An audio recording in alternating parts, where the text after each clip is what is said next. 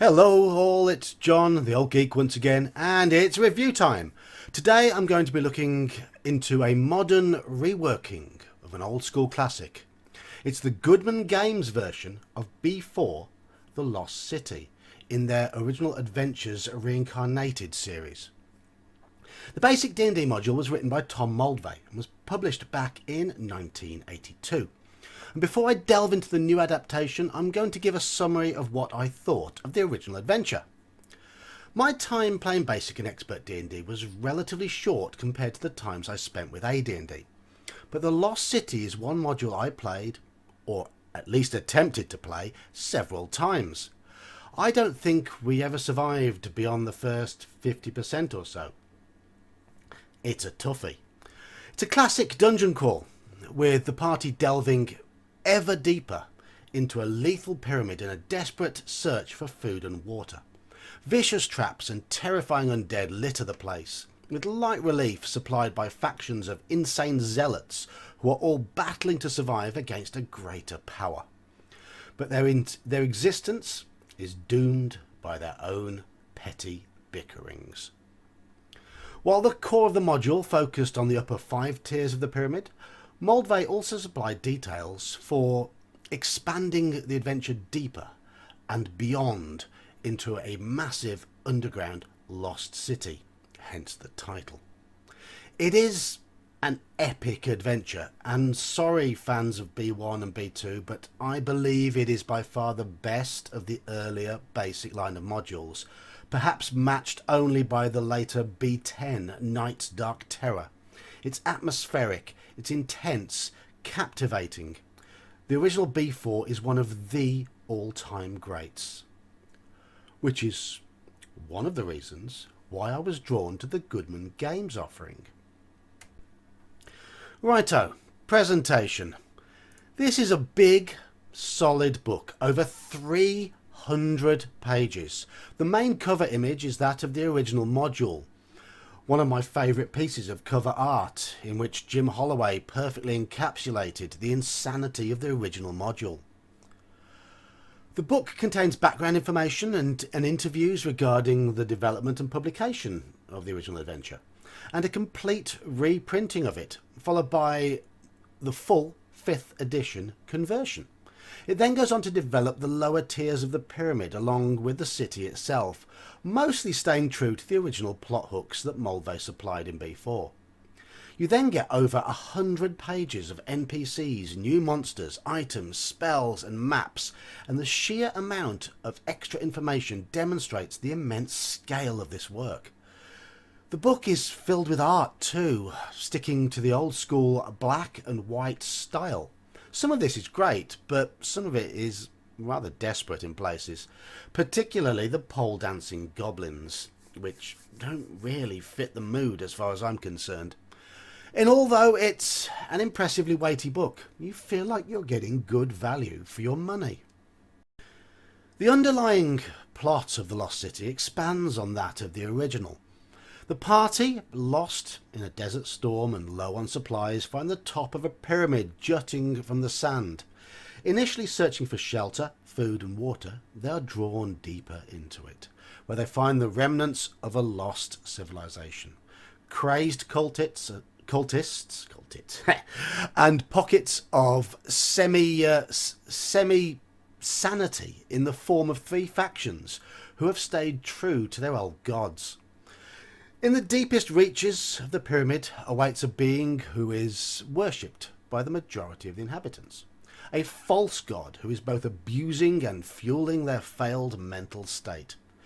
This edition of the module carries the adventure further into the Lost City itself, where the party will almost certainly seek a way of ridding the place of this tormentor permanently. The overall adventure is a campaign sandbox, with many avenues for the party to explore. Their direction hinges largely on whether they align with any of the more trustworthy factions. The pyramid itself provides a huge dungeon crawl, and the variety of the additional material for the group to work with in the city makes this one massive undertaking.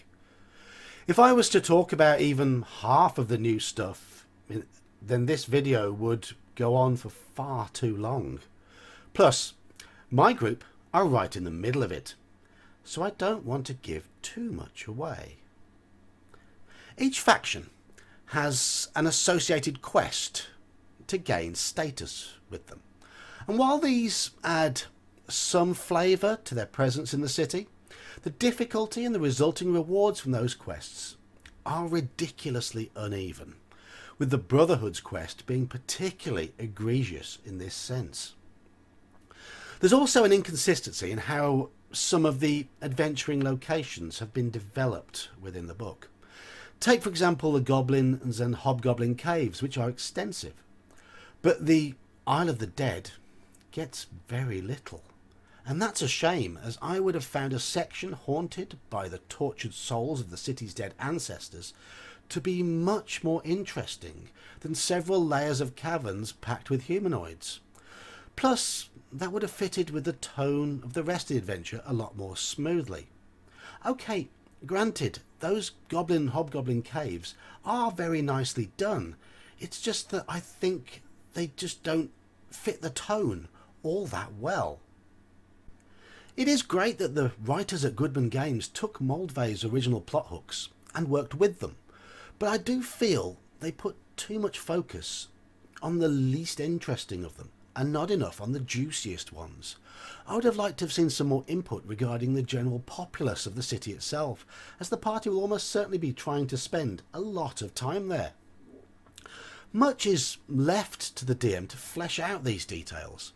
The whole city section of the scenario would have felt more cohesive if the main focus was on the false god's cult and how it operates within the city, and much less on their hired help, the aforementioned goblins and hobgoblins. I'm also a little disappointed in the lower levels of the pyramid, which feel nothing more than a monster menagerie. Granted, that part of the original module was weak, underdeveloped. It was there for the DM to work with, but it was almost superfluous in my opinion. I do get that they were trying to stick to the original material as much as possible, but that does not mean that they should not remove the bad bits and replace them with something better. Another major criticism, this is a mechanical one, is regarding the treasure. Of course, being originally Basic D&D, where over 80% of XP came from loot, that old module had tons of the stuff, but it's not needed in 5th edition. 5e's mechanics get a bit weird if the party get too many magic items a bit too soon, and this adventure is absolutely packed with magic items. So many that for me they cease to feel special after a while. The party become overloaded with them. The final complaint comes in the form of the format of the whole package.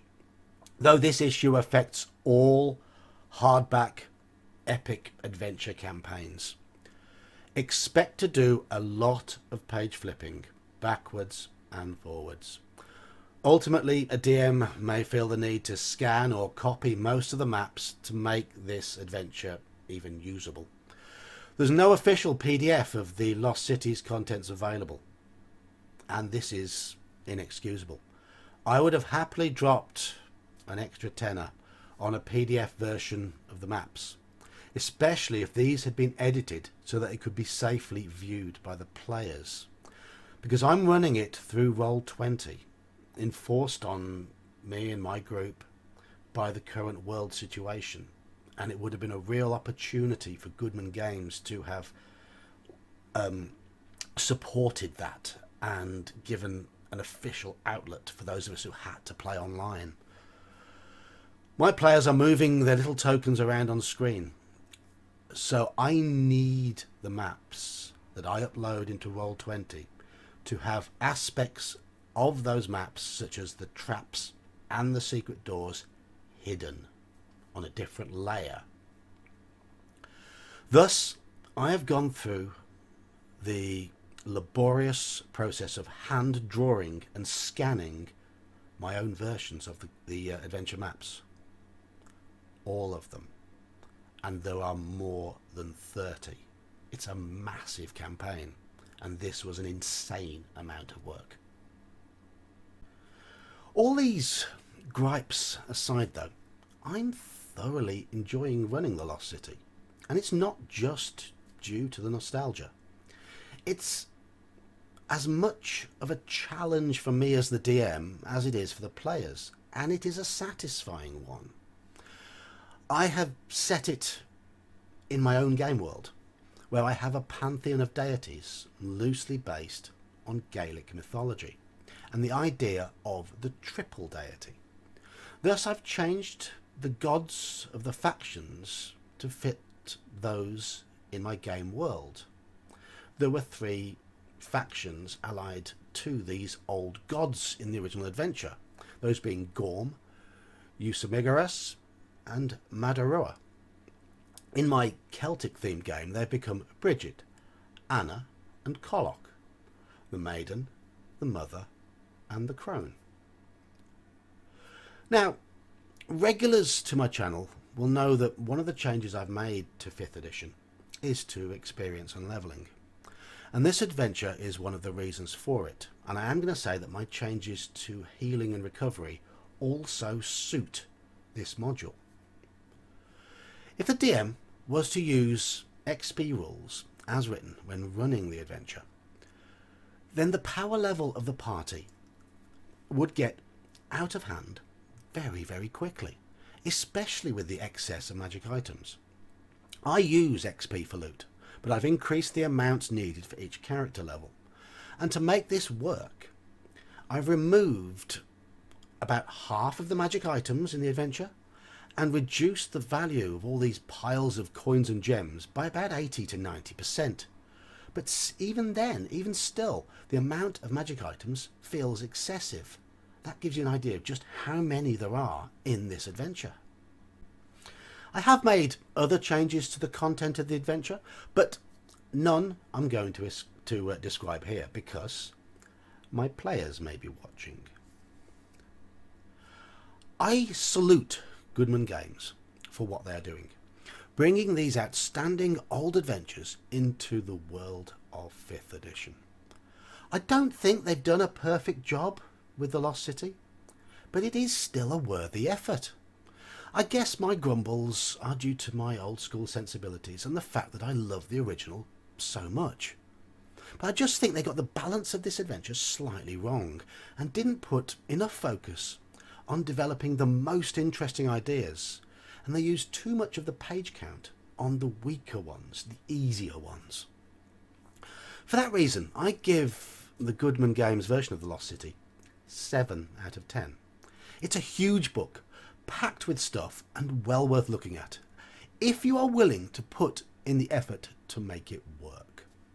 Even if not, with old modules becoming ever more expensive on eBay, it's also a way of getting that module, that original module, along with all the extra material that you can mine for your own games.